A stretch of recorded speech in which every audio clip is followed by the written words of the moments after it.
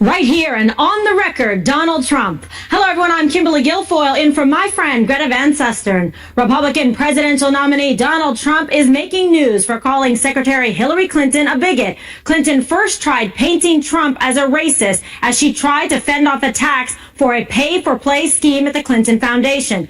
Trump responded by saying she's the one that's the bigot. So what does he mean by that? Donald Trump is here to go on the record. Thanks for joining us tonight, Mr. Trump.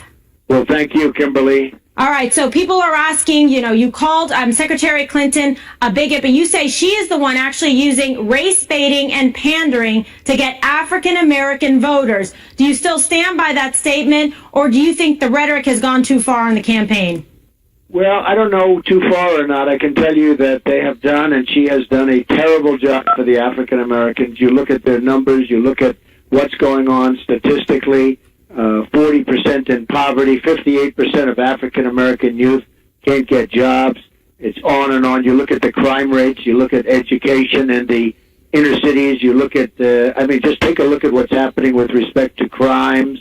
And it's a terrible job that she has done, terrible job that the Democrats have done. They've run the inner cities for years, and look what you have. They're like war zones. In many cases, war zones, and in many cases, they're worse than war zones. Yeah, that's a real problem, I can tell you, having been, a former prosecutor and working in areas like that, in gang areas and communities, that you see really just the poverty and the violence going hand in hand, just crushing opportunity for people. Now, today you tweeted that you will. Worse. Yeah, that's the problem. It's getting much worse. It's at a level that we've never seen before. It just gets worse and worse, and all she wants to do is get the votes of the African Americans and the Hispanics. Get the votes, and then she'll say, I'll see you in four more years, because they are doing such a poor job in terms of education, crime, jobs. I mean, you look at jobs. The jobs are a disaster. But it is a very, very sad thing. They want their votes, and they'll never hear from them again. All right, and you're making a direct play and outreach for that. And today I noticed a tweet that you said you're going to fix the failing poverty, crime, and educational statistics in these minority communities, which you said is largely a result of the local leadership. Some of the worst cities, like you said, have Democratic mayors. Let me ask you this. In terms of some bipartisanship, will you be able to work with those mayors to try to resolve and fix some of these issues? Well, I think it would be, and I think we would be, but I will say that it'll probably start changing around, because once they see the improvement in crime, it's so unfair to have a mother walking down a street with a young daughter or a young boy and somebody gets shot, whether it's the mother or the child. It's happening all the time. You look at what's happening in the communities. You look at the tremendous violence, and we can stop that immediately. We can, over a longer period of time, fix the education. We can fix the jobs by bringing our jobs back into this country. Hillary Clinton can never do that. She doesn't have the ability to do that. She wouldn't know where to begin, and she doesn't want to do it, because all she wants is their votes. And that's what's been happening for many years. And you're saying, why not give you a shot in the Republican Party? What do they have to lose? So that seems to be resonating with people. I always say it. I say, I will do a great job. Give me a shot. I will do a great job. And you watch. I will do a fantastic job. Security, education, jobs. Nobody's going to be able to do it like I'm going to do it. All right, let's talk about another area of interest to me as a former prosecutor, is the Clinton email scandal. Could this get worse? And do you have any idea about what Julian Assange is going to release? He's been saying this is going to be an October surprise of significance that could affect her campaign. He said if the media will cover it. I have no idea, but I can imagine that it would be very bad. But if you look how bad it is right now. But it sounds like it's going to be very, very earth-shattering. We'll see what happens. I will say this. When she deleted 33,000 emails, those emails had some really bad stuff on them, because look at the ones that they found. And these are probably a lot worse. And then not only did they delete them, they used a method of deletion that you can never get them back. You saw that yesterday for the first time. So she knew what she was deleting. It's a criminal act. She knew exactly what she was deleting. And using that kind of extensive, bleaching technique, et cetera, shows a consciousness of guilt, we would argue, as a prosecutor. Yeah. It's very expensive, probably, foolproof. I don't know. I hear the NSA maybe has the emails. A lot of people say NSA would have the emails if they really wanted to get them. But obviously they don't want to get them. They're protecting her. They're coddling her. And it's the only way she can even consider running. I mean, she shouldn't be allowed to run. But to use that method of getting permanently rid of emails that most people never even heard of, even sophisticated people never heard of it, and it's very expensive. So she knows what was on those emails, and it was very, very bad. And maybe somebody should, in fact, ask the NSA whether or not they have the emails. All right, and to tag along to that, do you think that the FBI should actually open up a new investigation? Because we saw Comey really lay the case, make the case out, and then say, oh, but the DOJ should not prosecute her or file charges. But if there are new emails, perhaps the investigation should be reopened or a new one started.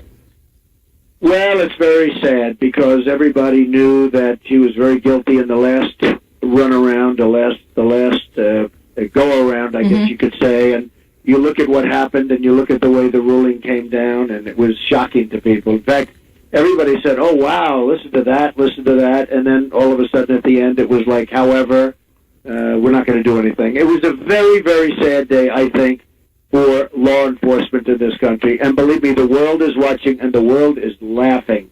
They can't believe that this is happening to the United States. And you say that you would be the law and order candidate. And in fact, if you're elected the next president of the United States, would you continue this investigation into her email scandal? Well, I'll talk to you about that at a later date, but certainly that's something that would be a possibility, and we're looking at that very seriously. This is a very, very great mark on the United States, and people are very, very upset. You know, I'm a big fan of the FBI. I always have been, and that they would have done this is, to me, hard to believe. And then, of course, Justice Department, with the meeting with Bill Clinton in the back of an airplane. These things have never happened in our country. What's going on with our country and with law enforcement, these are things that have never happened. Right. It definitely is casting some doubt on the, integrity of the justice system, and certainly we don't want that. But let me get back to immigration for a moment, because many are saying that your stance on immigration has changed. You have a lot of people opining on this, but I want to ask you directly, do you believe in amnesty, and are you softening your tone? My stance is very strong. It's going to remain very strong. There will be no amnesty. There's no legalization. We're going to build a wall. It's going to be a tremendous, powerful wall. We're going to have great technology along with the wall, and we're going to stop people from coming in. Day one, we're going to get all of the gang members and the gang leaders and the drug dealers and all of these people that have illegally crossed and they've been in our country. We're going to get them out very, very, very fast. And we will, number one, we have to secure the border. We're going to secure the border like it's never been secured before. We're going to stop the drugs from coming in. We're going to stop certain people, criminal elements from coming in. And then we shall see what we shall see. Well, as a prosecutor, I found it very frustrating that we were not observing and enforcing the laws that are on the books, and that people would be a revolving door coming back in. I was a prosecutor in San Francisco, and then the Kate Steinle case, tragedies like this. But at the same time, obviously you want to follow the laws on the books, but you have talked about mass deportation, and then also you have said that you have had families and people come forward to you. What about families that have been here 11 or 12 years that are established in the country? How do you feel about them now? Well, what we're going to do, and again, we're going to secure the border, and once the border is secured and we get rid of the criminal elements, which I'm going to start before the wall, before anything, we're going to start that day one, we will look into various situations. But again, people are here illegally, and we have to remember that. They're here illegally. We have many people, Kimberly, trying to come into our country, and they're going through a legal process, and they're waiting online to come into our country. We have to remember that we have a country that's based on laws, and the people are here illegally. So we will see what we will see. But we're going to start off by securing the border, by getting rid of a horrible criminal element that's causing tremendous havoc, drug dealers, gang members, etc., and I think people will be extremely happy. And I'll be announcing something within the next 2 weeks, a very comprehensive plan on immigration. All right, I'm sure many people will be looking forward to that. And let's talk a little bit about your campaign. You've had some recent changes. You brought someone on that I admire, Kellyanne Conway, as your campaign manager.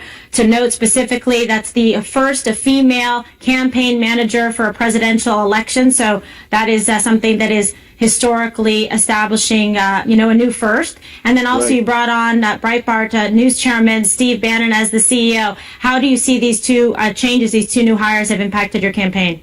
Well, I think they're going to be great. I mean, it's new, and they've just started, but they've both been doing very well, and I think that they are going to be a great addition. I will say, you see the polls are getting very, very close. Some of the individual states are literally, we're winning in some of the big states, and so I think you're probably seeing that. I assume you're reporting on it at some point. Yes. You probably know exactly what I'm talking about, but we've been doing very well over the last week and a half or 2 weeks. Yeah, the polls definitely, we're seeing a tightening in the polls, and also in some of the numbers with the Hispanic community as well. Some of those numbers have just come out, so that is significant. And let's talk about this. A lot of people that know you, that have known you for many, many years, talk about, your temperament, your tone, somebody that your son Eric has called you, a humble man, people that work for you like you. But you have also said that you had some regrets when it comes to some of the things that you have said during this campaign. Is there anything specifically that you feel at this point that you regret, or do you want to reach out to different communities or people? Well, I just, we're running a campaign. I think we're doing a good job. We started off with 17 people. We're now down to 1. I've never done it before. I'm a businessman. I built a great business, an unbelievable company with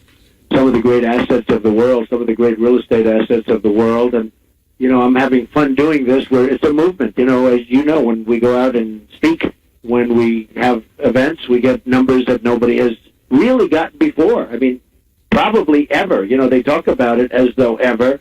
Your friend Bill O'Reilly said this, that he's never seen. It's the greatest political phenomenon that he's ever seen. The rallies that we have are amazing. And I will say this, on temperament, I think temperament, and a lot of people have said that know me, that maybe my greatest strength is my temperament, and I have a temperament that wins. I have a winning temperament. Hillary Clinton is really unfit to be president, and you see that with all of the things that she's done, all of the lies, all of the deception, the emails, the all of the terrible, terrible things that she's done. She's really unfit to be president. I think, as far as I'm concerned, they have a Madison Avenue term, but I think probably maybe one of my greatest assets, if not my greatest asset, Kimberly, is temperament. I know how to win, and I have a winning temperament, and that's what our country needs. We don't win anymore. We're going to start winning again. All right. Mr. Trump, thank you so much for being with us here tonight and going on the record. Thank you very much, Kimberly. And just before joining us right here, Trump sat down for a small business owners roundtable at his Las Vegas hotel. And in a little bit, Trump is attending a Nevada Republican Party dinner. Fox's campaign Carl Cameron is in Las Vegas. Carl, so there you go. You're right where the action is. Hi, Kimberly. Yeah, I tell you what, it was Hispanic leaders, too, at that meeting this afternoon. And tonight he'll be in Lake Tahoe for a meeting with the Nevada Republican Party. And we were told today that will be something that cameras will be allowed to shoot. And we expect that there will be some news on Trump's economic and jobs plan tonight. And he just made some news with you in that interview, saying that he was going to come up with, quote, a comprehensive immigration plan sometime in the next couple of weeks. Indeed, that has been a big question in the last few days. There was a planned immigration speech that was scheduled for yesterday that was put off, in part because of the controversy over his remarks with Sean Hannity earlier in the week, when he said that he would soften part of his plan to deport the undocumented immigrants, the illegal aliens who are in the country now, somewhere near 11 million of them. Now, that caused quite a firestorm and quite a blowback from conservatives who thought that was a flip-flop. And Trump has now reversed himself to say that there will be no legalization, which he repeated in your interview there. But that raises a question. If people want to have legal status, if the illegal immigrants here want to be legalized, according to Mr. Trump, they will have to go to their home country and come back lawfully. Then there are those hardened criminals who he said on day one he would start going after to deport. And it raises a question. What of the illegal immigrants who are afraid to come forward and leave the country in order to come back, who may decide to stay here? And if that is where he's talking about softening the rhetoric, he's going to run into problems with folks like Ann Coulter and Sarah Palin and others who don't want to see a Republican presidential candidate, a nominee now, flip-flopping on immigration policy, having been through years and years of fights over this. In fact, the term comprehensive immigration reform was what the Marco Rubio bill was referred to as, what George W. Bush was advocating for, and way back in 2008, fully 8 years ago, what John McCain was advocating for, and it never got past the Republican House conservatives. It did get through the Senate on a couple of occasions, but it hadn't got any further than that. So in 2 weeks, if that's when Mr. Trump is going to be outlining that, it will clarify what has been perhaps the most provocative and controversial aspect of the entire debate, other than the racial bigotry that both Clinton and Trump accuse one another of. Yes, Kimberly? and you heard it right here. He said he's going to have that comprehensive immigration plan, so the specifics will be there for people to decide and then cast their votes appropriately. All right, Carl, thanks so much. Stay cool in Vegas. Thank you. And protesters sparring with a prominent Donald Trump supporter right outside Trump Tower. Pastor Mark Burns getting into it with a person claiming to be an undocumented immigrant. Take a look.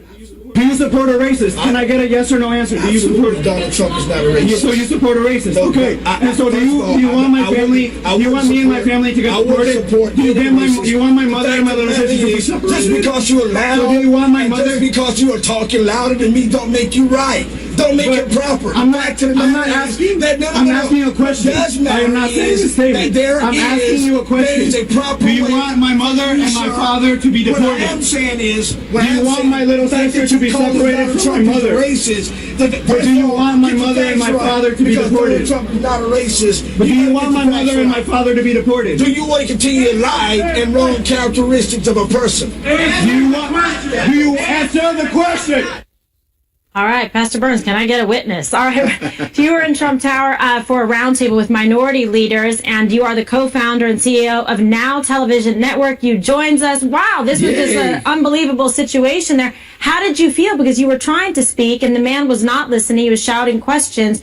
You were trying to defend someone that you support, correct? Sure, absolutely. Mr. Trump, to say that he is not a racist. Well, again, it happened so quickly. I actually brought the gentleman along because I wanted to hear his concerns, thinking that we was going to have a logical, intelligent conversation.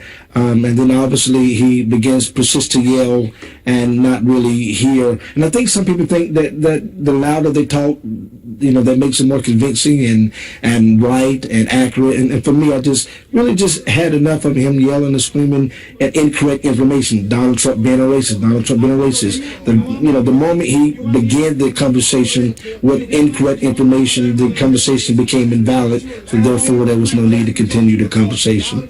When you take a look at that, it's just a little bit of a snapshot of some of the struggle, the strife, and some of the vitriol that you can see back and forth on both sides for those that support Donald Trump or those that support Hillary Clinton. Right. Some of the things we've been seeing in, communities that are struggling, some of the protests coming forward from Black Lives Matter. As a black man in this country, one that supports Trump, what is the solution? How do you bring people together when they won't even listen to one another? Well, the biggest thing I think is got to start with the leadership. Again, our current president, Barack Obama, I think, as infamously known as our divider in chief. He really had an amazing opportunity to become a international voice of unification, of bringing people together, but he's chose in certain cases to be really one-sided when instead of being the unifier to bring our country together. And it's really I think that what you're seeing right now is not caused by Barack Obama. It is certainly not caused by Donald Trump.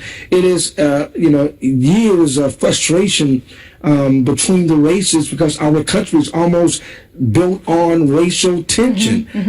But it's got to first start with the leaders. We got to first get rid of the adjectives that describe us. We got to stop being African American or Hispanic American. We got to just start seeing ourselves just as Americans.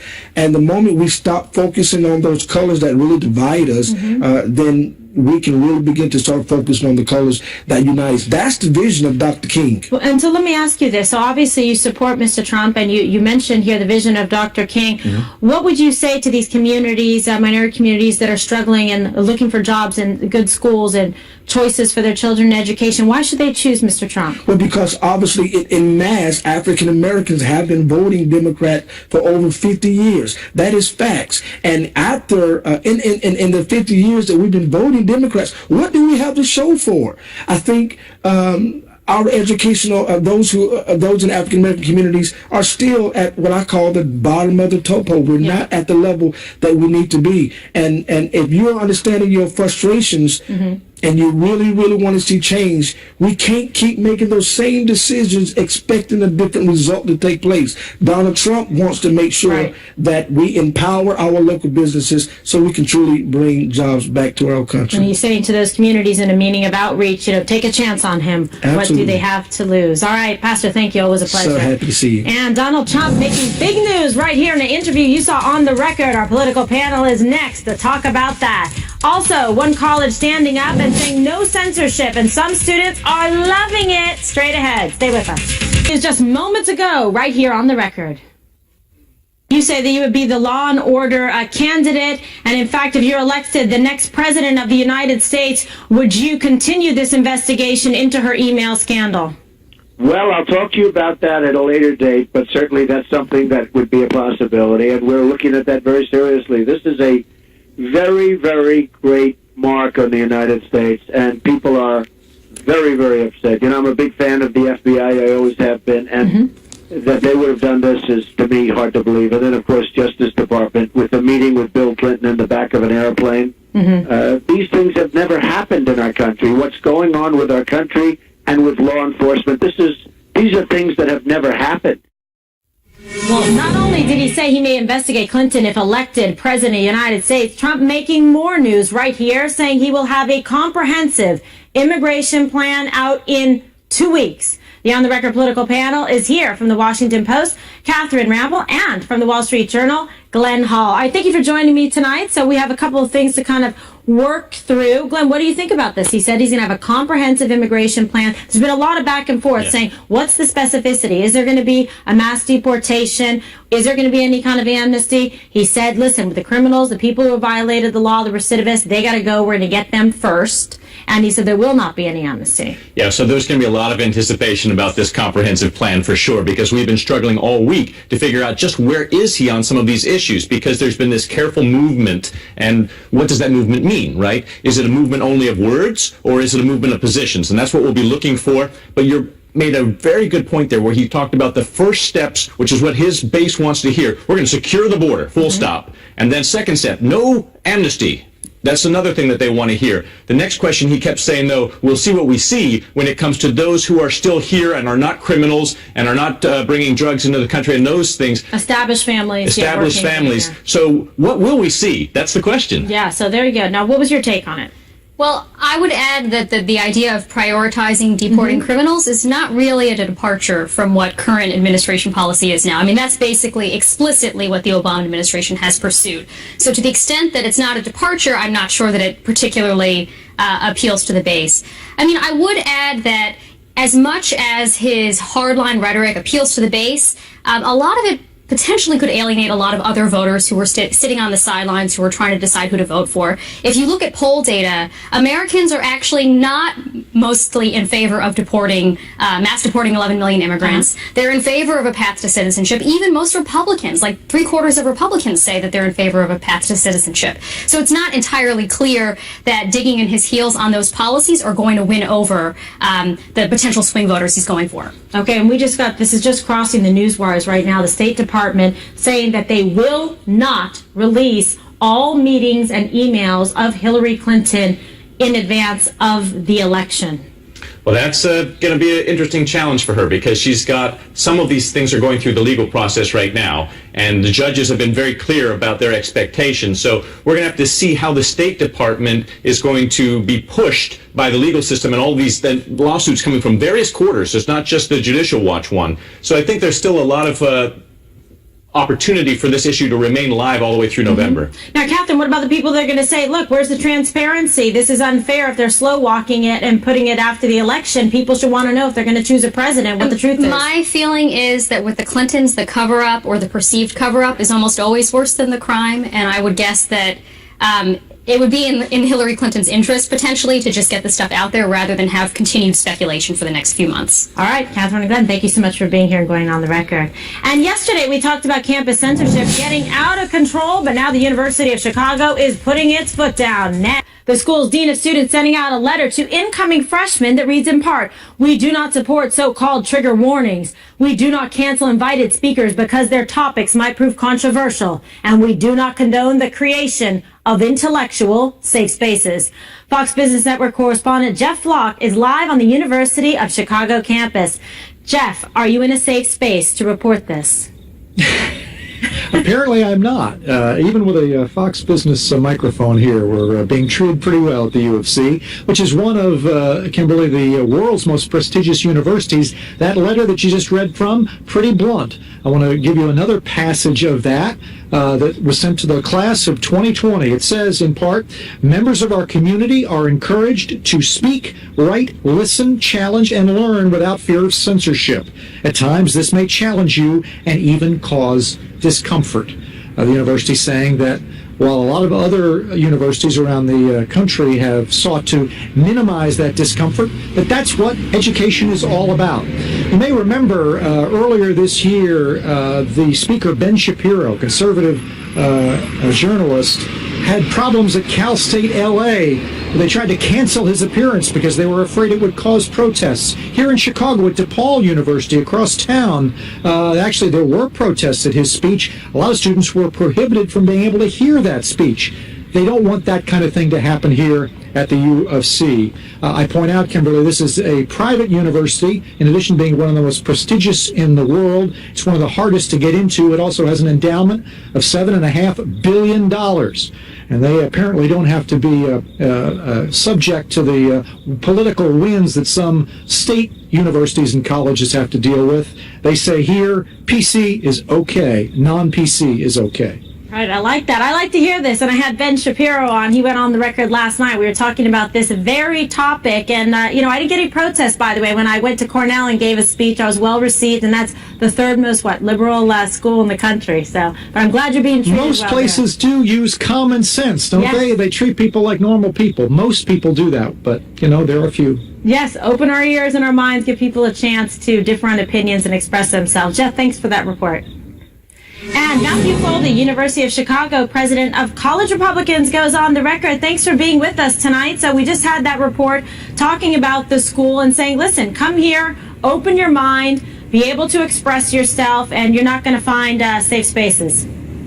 Yeah, thanks a lot for having me. I think that what's important to understand about the letter that was just sent out to all the freshmen is that, Dean Ellison brought a very important issue to the forefront of national discussion right now, and the University of Chicago comes from a long and storied tradition of staunch support for free speech going back decades, and the other components that all of the incoming class of 2020 received was a book written by the dean of the college, John Boyer, that goes into extensive detail about our history with free speech going back to the 1930s, 1960s.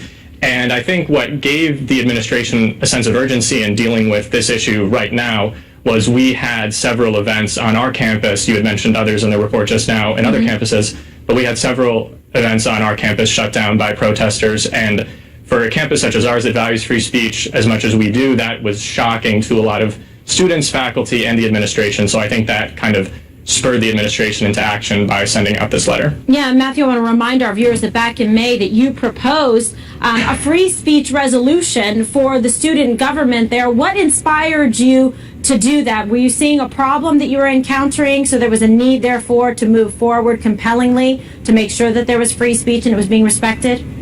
Definitely. We have this history of supporting free speech, and we had two events before I proposed that resolution. One that was shut down, Anita Alvarez, and the other that was shut down was Basamid. I was at the Eid event, and one of the protesters in attendance shouted at him that he was going to blow up his car.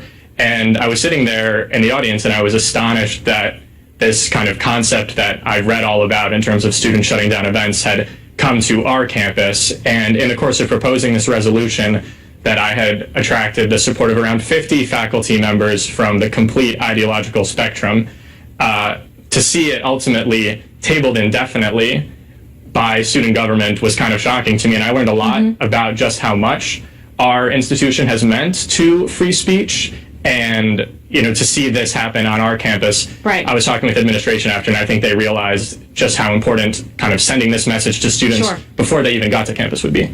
You got to eventually leave college and go into the real world and into private practice and into the free market, and they're not going to give you, nap time in a safe space in the corner by the water cooler. You've got to prepare kids to get the education and work hard and, be able to protect themselves and stick up for themselves and not be looking for other people to do it. Matthew, Exactly. I know you've attended a few of Greta's town halls, and we appreciate that most certainly. We want to thank you for being here tonight. Thank you very much for having me. Okay, stay strong. And a brewing Starbucks iced coffee lawsuit, say it ain't so, melting down in federal court. A California man filed a class action lawsuit against the coffee giant, claiming Starbucks misled customers about the size of its iced drinks. Oh dear. The man said baristas were using too much ice and not enough coffee, but a federal judge tossing out the case like old grinds. All right, ice hydrates you. Now, you may remember when the lawsuit was first filed, On the Record sent Ted Williams to do an in-depth, unscientific, but highly entertaining investigation. I am now pouring the ice out of the coffee into a measuring cup. When we measure this and we turn it around, it comes to about 14 to 16 ounces. We're going to add mad scientist to Ted's resume because he's done everything else. That's fantastic. I love it. Well, a similar case is currently pending in Chicago. And a grisly murder mystery, and you'll never guess who was murdered. 2 Catholic nuns, my goodness. And the manhunt for the killer is on, and that's next. Plus, rescuers in Italy still holding out hope that they will find more earthquake survivors. We have a murder mystery. 2 Catholic nuns murdered, stabbed to death in their Mississippi home. And right now, the killer or killers are still on the loose. Fox Mississippi reporter Courtney Ann Jackson is live in direct Mississippi. Courtney Ann. Kimberly, a lot of folks in this small community asking why tonight. The reward has been upped to $22,500 as of tonight. The bodies of sisters Margaret Held and Paula Merrill were found here inside their Durant, Mississippi home yesterday. Investigators found those bodies when the two did not show up for work. They were instructed to come here for a welfare check. That's when they located those bodies. The two served as nurse practitioners at a nearby clinic in Lexington, Mississippi that's about 10 miles from here at their home in Durant. Their car was missing when investigators arrived on the scene, but last night it was located about a mile away from here in a secluded area of town behind a grocery store. That car, along with evidence from the scene, is being processed at the state crime lab tonight. Meanwhile, we are learning more about who the two women were. I've learned that they had been serving in Mississippi for about 30 years. They are from Milwaukee and Boston, but they met here in Mississippi and decided that Holmes County was a good area that they should serve because this area has many people who are living below the poverty line, and they had really committed their lives to serving this community and helping make those people's lives just a little bit easier. That's the other reason that this murder has sent shockwaves around this small community, because people are really wondering why someone would want to hurt them and who that could be. And now investigators are hoping that someone will step up with information and let them know who this might have been. Crime tape still up around this home, as many people just driving by slowly as we've been here today, wondering what in the world happened here today. Back to you, Kimberly. All right, Courtney Ann, thank you, and say your prayers tonight for them. So sad. Catch the killers. And aftershock continuing to rattle central Italy, and it's making rescuers' jobs even harder. On the Record takes you to Italy next. Brock Turner, just 6 months in jail, will no longer hear criminal cases. Judge Persky voluntarily reassigning himself to civil court. Brock Turner, a former Stanford swimmer, admitted to raping a drunk classmate, but Judge Persky went easy on him. Turner will be released from jail just 1 week from today.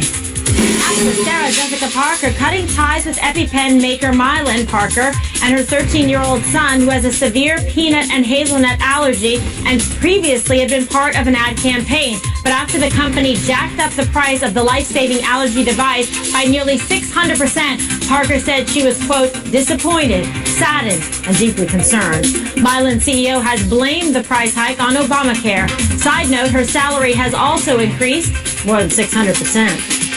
And Sir Richard Branson is lucky to be alive. The daredevil billionaire Virgin founder crashing his bike on the British Virgin Islands. Branson was riding at night, training for a charity race, when he hit a speed bump. As he flew through the air, Branson says his life flashed before his eyes. The 66-year-old suffering a cracked cheek, torn ligaments, and severe cuts. Branson joking the worst part is that he now has to drink tea from a straw. And that's tonight's Speed Read. And developing now, aftershocks shaking rescuers as they desperately dig through rubble from a devastating earthquake in central Italy. The enormous death toll rising to nearly 270. And 3 days after the massive quake, time may be running out. Fox News foreign correspondent John Huddy is live in Norcia, Italy. John. Yeah, well, Kimberly, it is now early Saturday morning here, and Italy's government has declared today a day of mourning for all of those earthquake victims. This as the search continues for survivors, but that search effort, Kimberly, has been really hampered by the ongoing and constant, strong, and for many people, frightening aftershocks. Yesterday morning, early Friday morning, there was a 4.8 magnitude tremor that rocked the villages and towns that were leveled. By Wednesday morning, 6.2 magnitude earthquake, and there have been hundreds of aftershocks since then.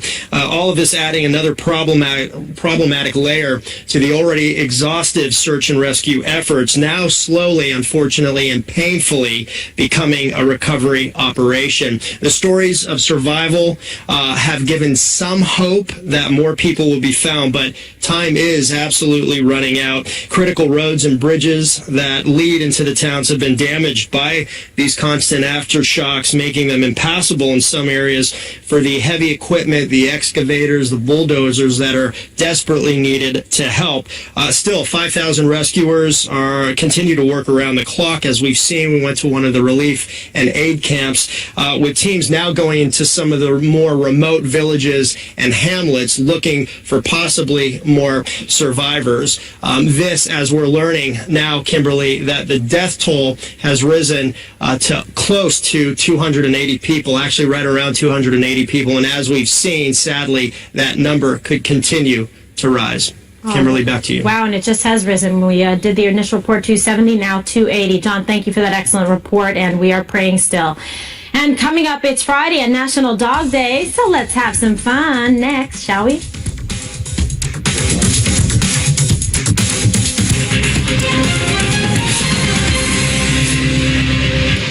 And here at On the Record, we are celebrating National Dog Day, and here is the cutest look at some of the On the Record team's furry friends. We're going to share it with you. This is our producer, Justin Wells' dog Slater, a 5-year-old French bulldog. Adorable. Check out that face. And here's Samantha Del Fiore Fox's dog, 12-year-old Thunder. What a cute name, right? This is Abby Danzig's dog, Shay, and her best friend, Charlotte, cutie patooties. Next is Emily Lynn's dogs, Mo, Mia, Mercy, and Milo. I love the alliteration. They're adorable. And here's Brian Story's Shetland sheepdog, Penny. This is Laura Dunham's dog, Darla. And here's Carrie Flatley's dogs, Charlie, Tucker, and Tilly. This is Griff Jenkins' dog, Rascal. Let me tell you something. Right? Like the owner, a rascal. Next up, Liz Fanning's dog, Ruby, and her dog's best friend, Thomas. Dogs, in fact, do have best friends. And last but certainly not least, we have Charlie Cougar's dog, George. And of course, you probably saw us playing with pups on the 5 today. We had a ton of fun with the New York Humane Society, and each of us had our own puppy. I made friends with little Francois. Look at him, little Maltipoo. And then Dana and Greg had little matching chihuahuas that were adorable. So we had a lot of fun. Bowling's dog, she wanted out. She was like jumping around and trying to get to escape. You can't get enough of this, right? It's adorable. And oh, we have my dog Bella, little Belinia. We got a little picture. There she is. And everyone was like, wow, I didn't know you had a dog. And then people asked me, is that a real dog? Because she sort of sat there motionless. What a good girl. Well, this has been a lot of fun. And, invite a dog into your home. That's all we have for now. We're going to see you again Monday night right here at 7 Eastern. Never miss me and the rest of the gang on the 5 weeknights at 5 p.m. Eastern. And don't miss an incredible Fox